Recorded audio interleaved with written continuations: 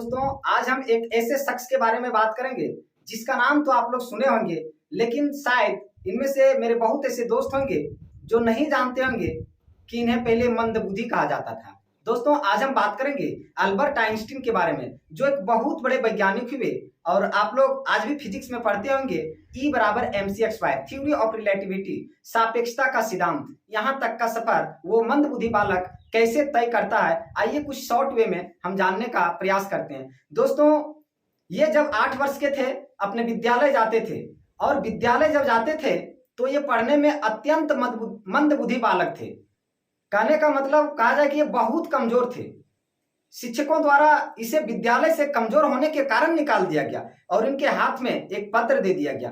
दोस्तों यह पत्र आइंस्टीन लेकर के और अपनी माँ के पास जाता है, ये मंदबुद्धि बालक, और अपनी माँ को देता है। माँ ने उसके पत्र को खोल करके पढ़ती है तो उसमें पढ़ती है कि बेटा यह पत्र तो बहुत अच्छा है, और वो पढ़ना शुरू की कि विद्यालय की ओर से भेजा गया है, जिसमें लिखा गया है आपके बच्चे के अंदर असीम संभावनाएं हैं, ये आगे चलकर एक बहुत बड़ा वैज्ञानिक बनेगा। मैम जी आप अपने बच्चे का परवरिश खुद घर पे कीजिए, क्योंकि आपके बच्चे के लायक हमारे यहाँ का स्टाफ नहीं है, मैनेजमेंट नहीं है, उस तरह के कोई टीचर नहीं है जो कि आपके बच्चे को उच्च शिक्षा दे सके। आपके बच्चे का दिमाग बहुत ही विकसित है, ये आगे चल के साइंटिस्ट ही नहीं बल्कि बहुत बड़ा साइंटिस्ट बनेगा।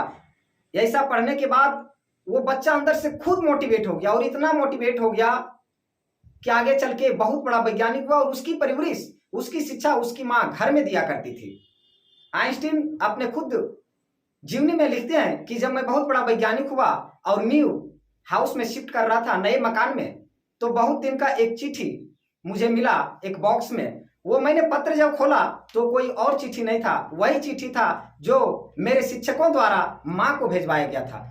दोस्तों जब उस चिट्ठी को खोला, उस पत्र को खोला और आइंस्टीन पढ़ने लगा तो उनकी आंखों में आंसू नहीं संभलने लगा। उस पत्र में लिखा था, मैम जी आप अपने बच्चे को घर ले जाइए, आपके बच्चे में बुद्धि विकास नाम का चीज नहीं है, अत्यंत मंद बुद्धि बालक है, आपके बच्चे के कारण हमारे और भी बच्चे प्रभावित होते हैं। इस तरह के नालायक बच्चे को मैं अपने विद्यालय में नहीं रख सकता, क्योंकि ये विकास नहीं कर रहा है, ग्रो नहीं कर रहा है, अत्यंत मंदबुद्धि बालक है।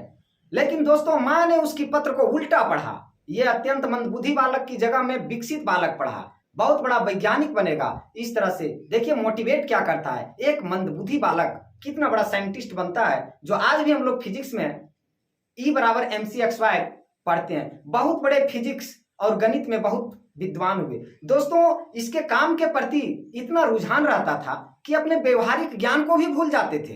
एक बार की बात है कि वो कहीं ट्रेन में सफर कर रहे थे, और ट्रेन में वो जब सफर कर रहे थे उनके पास टिकट चेकर आया, और टिकट चेकर आया तो पूछने लगा आप टिकट निकालिए। तो ये भूल गए थे कि अपना टिकट कहाँ रखा है।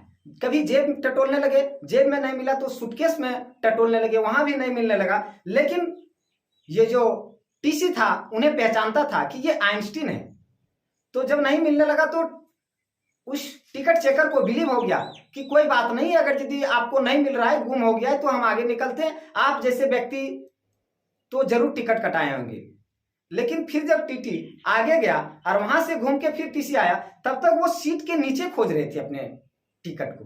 तो उन्हें बोला गया, उस टिकट चेकर ने बोला कि आपसे कोई फाइन वसूली नहीं करूंगा, मुझे बिलीव है कि आप कटाए होंगे टिकट, आपको परेशान होने की कोई जरूरत नहीं है। दोस्तों लेकिन उसका जवाब था कि वो तो बात ठीक है, आप फाइन नहीं लोगे, लेकिन मुझे जाना कहाँ है, जब तक टिकट नहीं मिलेगा तब मुझे ये कैसे पता चलेगा कि इस स्टेशन पर मुझे हॉल्ट करना है, कहाँ उतरना है और कहाँ जाना है। यानी कहने का मतलब वो व्यवहारिक ज्ञान भी भूल जाते थे। अपने काम के प्रति इनका इतना बहुत ज्यादा फोकस था, बहुत ज्यादा फोकस रखते थे। एक बार की बात है, अमेरिका ब्रिस्टल यूनिवर्सिटी से वो घर आ रहे थे और अपना खुद का एड्रेस भूल गए थे, अपना उनका मकान कहाँ था।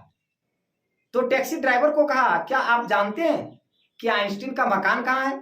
तो उस टैक्सी ड्राइवर ने बोला, भला इस मोहल्ले के लोग और यहाँ के लोग कौन नहीं जानता है कि आइंस्टीन का मकान कहाँ है, उनका एड्रेस कहाँ है? तो आइंस्टीन ने बोला, मैं वो खुद ही हूं जो अपना मकान भूल गया हूं। टैक्सी वाले को लगा होगा कि आइंस्टीन से इसे मिलना होगा। तो जब आइंस्टीन ने बोला मैं खुद ही हूं, और उसे घर तक पहुंचा दिया और बार बार रिक्वेस्ट करने के बाद भी वो कह रहा था कि नहीं, मैं आपसे किराया नहीं लूंगा, लेकिन ये अंततः किराया दे दिए। तो इस तरह से इनका फोकस था, कोई भी कामों को, अपने व्यवहारिक ज्ञान को भूल जाते थे, अपने घर का पता भूल जाते थे, कहाँ उतरना है ये टिकट से देखते थे। तो दोस्तों, एक मंदबुद्धि बालक आगे चल के कितना बड़ा बना। और आपको मैं बता दूं कि ये 4.5 साल तक कुछ नहीं बोले थे, बोलना भी नहीं आता था। 4.5 साल के बाद वो एक बार पहला शब्द बोले थे कि सूप बहुत गर्म है। दोस्तों, इस तरह का बालक अगर यदि वहां तक पहुंच सकता है तो आप भी अंदर से वो छुपे हुए हुनर को पहचानिए, अपने जुनून को देखिए कि मेरा किस काम के प्रति फोकस होना चाहिए, और आप भी अवश्य रूप से अपने मुकाम तक पहुंच सकते हैं।